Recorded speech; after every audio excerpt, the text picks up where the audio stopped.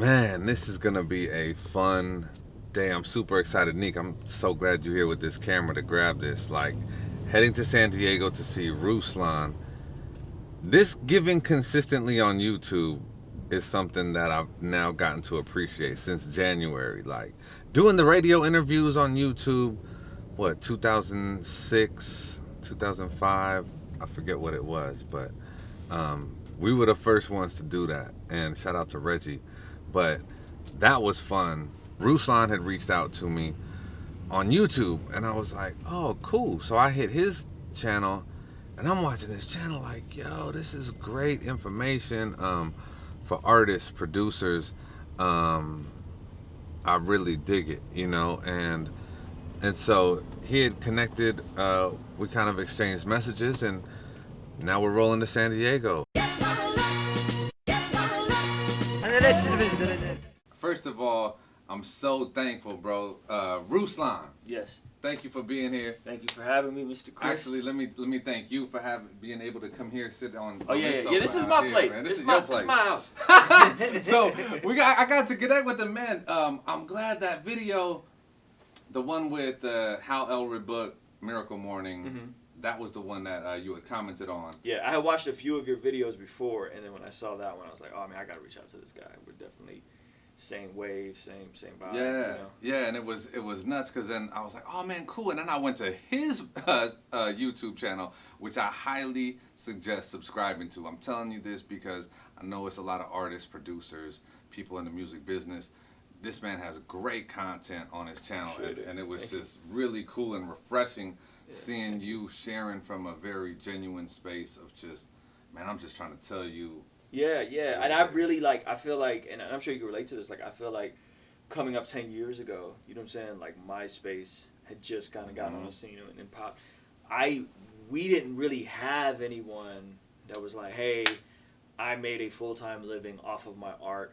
Let me tell you and show you. Right. Like the guys, my mentors, who were amazing, but these were guys that they worked for FedEx for a living. You know what I'm saying? Mhm. They never made a dime off of music, and I'm trying to learn and understand, but they didn't really know much on how to actually do it. And so I'm like, man, like 10 years ago, if I just had somebody to glean from, somebody to watch on YouTube, I could have probably got it to crack much faster. And matter of fact, when I got around people that were full time with music, I started building a relationship with Shobaraka and Lecrae and the Reach Records guys in like 2009. My man Braille from Beautiful Eulogy. These were the first people I had access to that were like full time, Right. making a comfortable living off their art.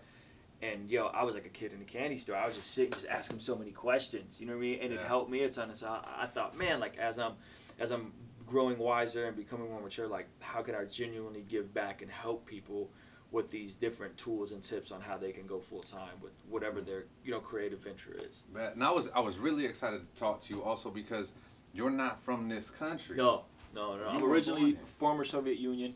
Came out to the United States as a refugee in 1991, and then 91, right? And we would say the golden era of hip hop. Mhm.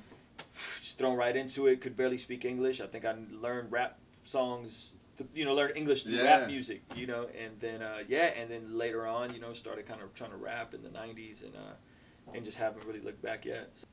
Early on, around 06, 07, again, I didn't have a whole lot of people helping me, but I had this one cat named TJ from Pittsburgh, and he gave me this book called the Indie Bible, and it was all about how to be an independent musician. And that was the first. Up to that point, I was such a purist artist. Didn't want to think about the music. Didn't want to think about Didn't want to think about the business. Didn't want to think about any of those things. He gave me this book. He's like, "You just read this. Just read. If you spent 20% of the time that you do on the music on the business, like your thing would grow and you would make more money." And I was like, it's not about the money, it's about the art. You know what I mean? Just hyper purist.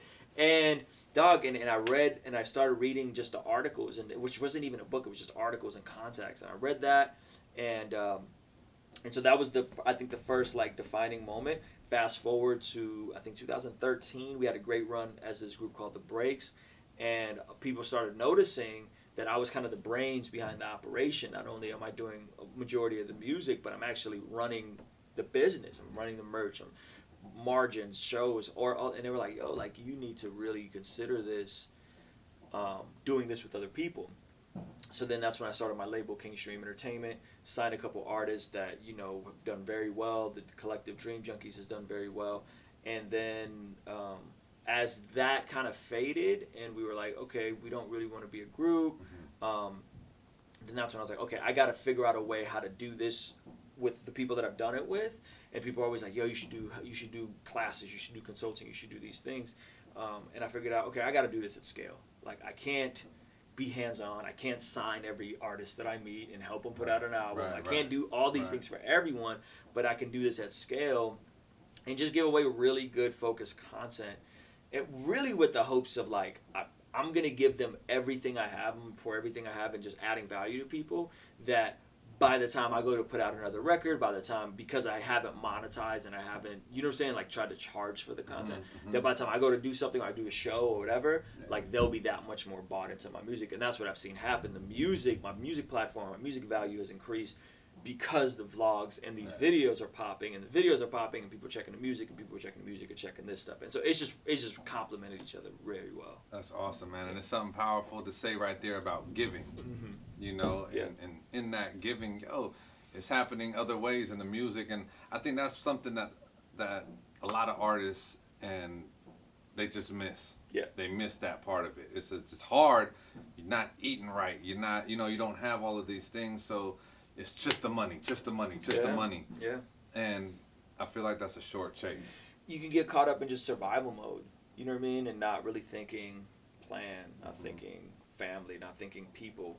Survival. I just need to figure out a way to make money and survive. And I think that's, unfortunately, oftentimes when the ugliest parts come out of humanity is when you're just trying to survive, and self-preservation, you know what I mean, can be very scary, So yeah, I'm totally with you. Yeah, look. Definitely subscribe to this man's channel. It's right here. We're going to put it up here for you. Ruslan, it's a pleasure, man. Man, yeah, it's been fun. I'm glad you guys got to come down. Big up, bro. Thank you for sharing all that, man. Like, I'm sitting there catching up on your videos like, yo, this is great information. Appreciate it, man. Yeah, it's fun. And I think to all the artists out there, like, know who you are, know who you're not, know your audience.